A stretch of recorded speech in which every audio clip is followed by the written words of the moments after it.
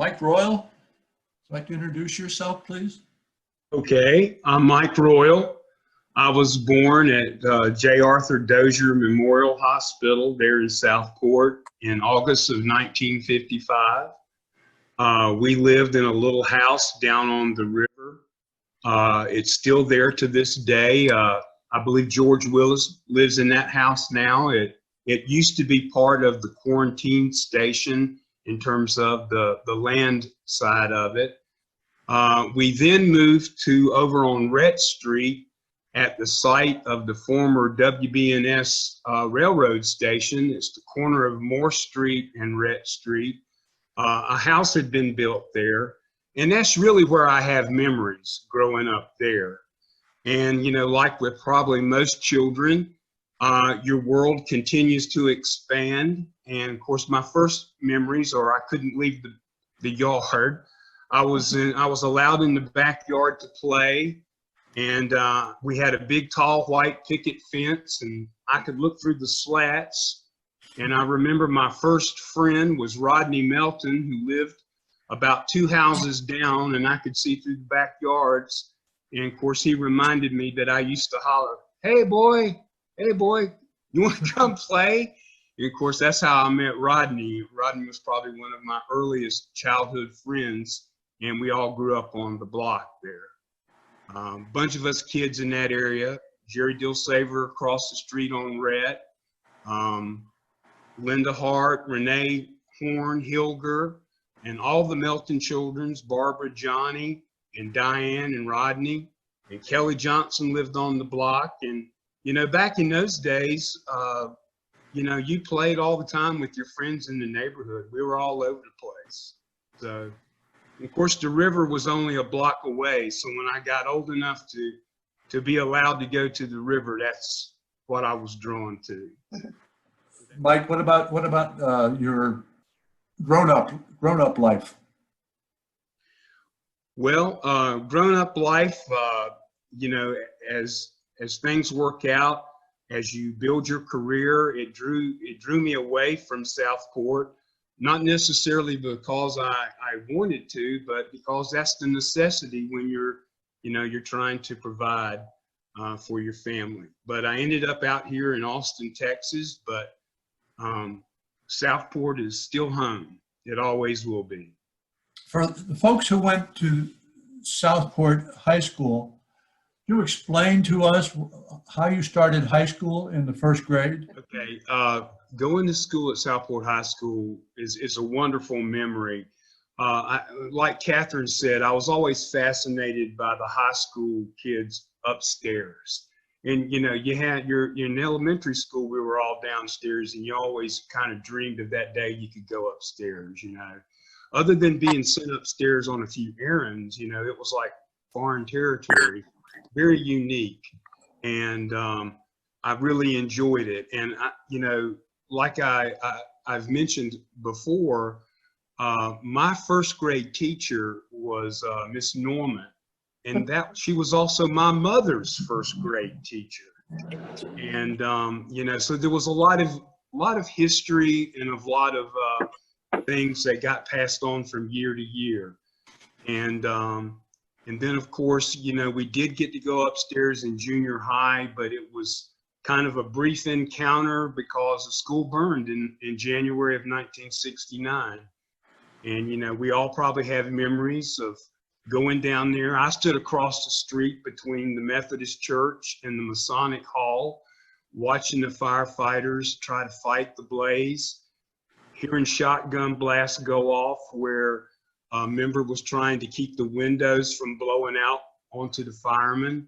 He was going ahead and pre-shooting out the windows, and it was really a kind of a traumatic experience. And then after that, they had to decide what to do with us. And, you know, we went to the Baptist church. There were some small classroom buildings that weren't connected to the school. Some of us were in there. Some went over to the Baptist Assembly to go to school. And then they finally settled it by the next year, I guess, which was the school year of 1970. where Brunswick County Training School was able to accept all the Southport High School students over there. Southport High School also was very proud with their sports. They seemed to have a lot of basketball championships and things like that. So This is for people that grew up in Southport. they played 8-man football, or maybe it was 9-man football. I can't remember now, but it was not a full football team because they didn't have enough. They didn't have enough going out for the football team to have 11 players. Catherine, what's the funniest thing that ever happened to you when you were in school? So I have a story that's kind of embarrassing, but ends up being a little funny. It was in first grade with Miss Norman. We were allowed to go to recess, but we had to play again between the Methodist Church and between the Masonic Hall. And we were given strict instructions not to go around the Masonic Hall on the side where the park was located. Well, you know, you're out there and you're playing tag. Next thing you know, you're on the other side of the Masonic Hall. And we all got in trouble. There was probably about 7 of us. She marched us into the classroom. She had us standing up at the front. She was going to give us all a paddling. And we're in line. And she goes to look for her paddle. And while she's looking for her paddle, the first boy in line, who was Shelton Kaysen, decided he was going to get out of it if he could by crawling underneath the tables. Now we're in the front of the room and his seat was all the way at the back of the room. He literally crawled under the tables all the way and worked his way back to his seat. And all of a sudden he pops up in his seat. And by that time, Miss Norman had found her paddle and came back up and was grabbing the next boy in line. And he was trying to get the words out that Shelton had gotten away. But before he could say anything, she started paddling him. And Shelton got away with it. Nobody told on Shelton, and she never caught on that Shelton got away with it. That's funny. Another Miss Norman story in 1961 was when I was in her class. I won the twist contest. So I just wanted to let y'all know how good of a dancer I was going back to 1961. I know you mentioned you did have a job, or you made, I don't know if it was a regular job, but you made money on the waterfront. Tell us what that's about. You know what Mary Ellen mentioned earlier about hanging out the children or the kids when they became of age enough where their parents will let them go down to the river or to the yacht basin. I was one of those kids I stayed down there all summer long, and I was one of the ones that cleaned the fish for the party boats. It wasn't like it was a job because, you know, you never knew if you were going to get a chance to clean the fish because that was up to the parties. But you would go and you'd stand on the dock when the boats would come in and you would ask, hey, do you want us to clean your fish? And they would hire you. And I can remember, you know, we kind of broke the fish down into 3 categories. Bottom fish had a lot of scales, so we charged more for bottom fish. More of the fish like king mackerel and Spanish mackerel, you didn't have to scale them, so they were a little cheaper to clean. And then there was the type of fish like what we call the dolphin, but when I say dolphin, it's the fish dolphin. You had to skin that fish to clean it. And so we would, you know, ask to be hired. And this is something that several generations of young boys did. The older boys, you know, by the time they got interested in cars and girls, they would leave the yacht basin, and then the younger generation would take over. It was sort of like a hierarchy, and you never knew if you were going to get a chance to clean for that boat or not. It just depended on if one of your buddies got there first, or if the party even wanted their fish to be clean. And then, of course, you picked up odd jobs. We might be painting boats. We might be, scrubbing decks. I can remember painting outriggers for the shrimp boats, just different things that you could get hired just for the day, just for day labor and stuff like that. It's just a wonderful experience. It's a wonderful thing to remember all those years. And then, when it was a high tide, we would go swimming in the yacht basin. We would be diving off the shrimp boats, and just all of us, probably 20 of us guys, and occasionally some of the girls would join in with us. It was just a fun time. I spent every summer, and you mentioned things that we might do after school. I can remember a period of time, based on the timing of it, I would rush home from elementary school to turn on Dark Shadows, the TV show. And then later on, when I was probably about 12 or 13, I actually had an evening paper route. I'd deliver papers. And of course, I inherited that paper route from Rodney Melton, and Rodney inherited it from Greg Brand. So back in those days, the Wilmington Star News had an evening paper, and we would deliver the paper. Well, I did participate in ringing Ruth Hood's doorbell and then going hiding in. She had a bunch of azalea bushes, and I would hide in the azalea bushes and watch her come out. But she finally caught on to me. One time I rang her doorbell and I went and hid in the bushes, and she marched right down the steps and walked over there and caught me, and I was embarrassed. I apologized and went home. But I was one of many young kids that liked to ring her doorbell. So I would do the doorbell ditch and dash, I think is what it was called. And Why as would you far ring as your doorbell, not anybody else's? She was a teacher. Yeah, she was a She teacher, was a school well known in teacher. the school, well known And in she the was school. tough. Yeah. She was like Joan Crawford and Mommy Dearest. And she kind of looked like her. So. Yeah, that's a good, yeah.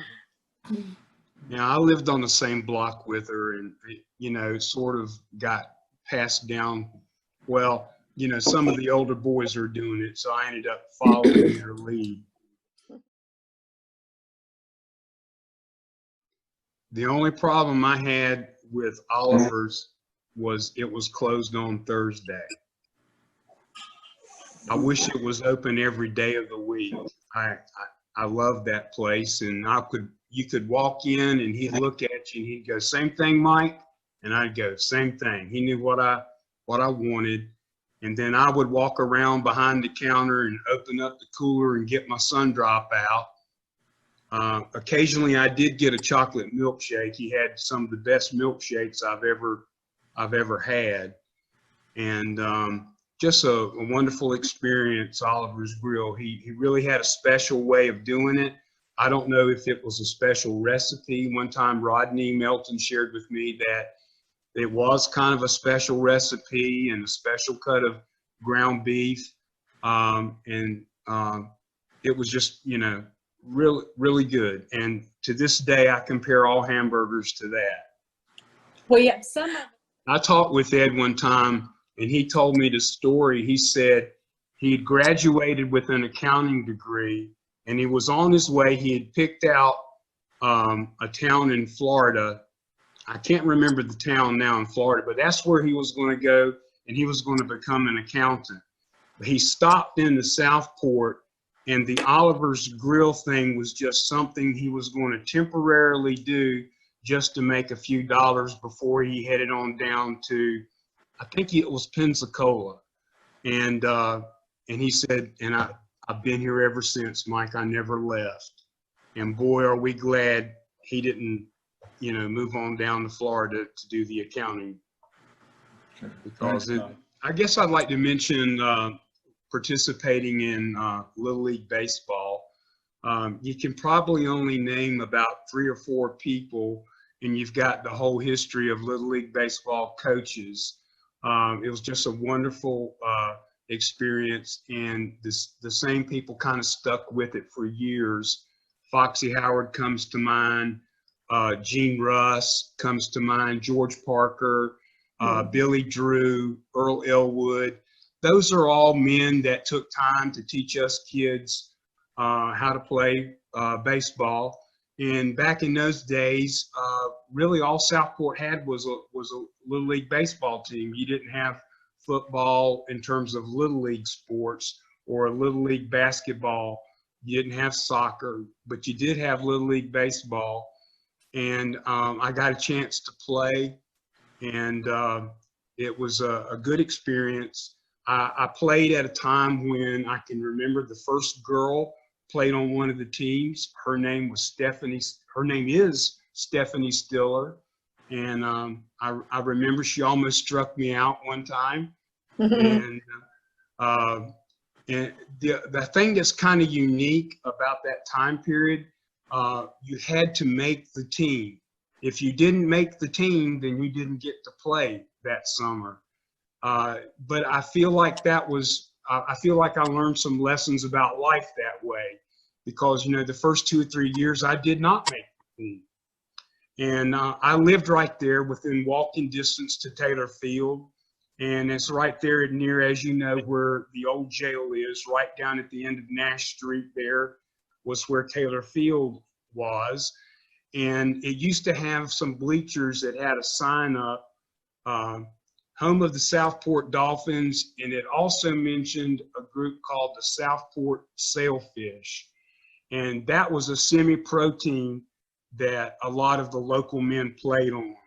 And I don't know if anybody remembers that, but that was a part of it at Taylor Field. Okay. Thank you, Mike.